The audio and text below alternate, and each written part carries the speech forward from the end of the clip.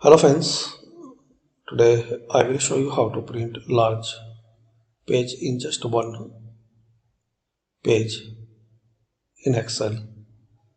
So we can see so many data here and we need to print out in just one page. Very simple setting guys, click on view and here click on page break preview. Now you will see this line, so we can drag and drop here. Similarly, drag and drop in downside like this.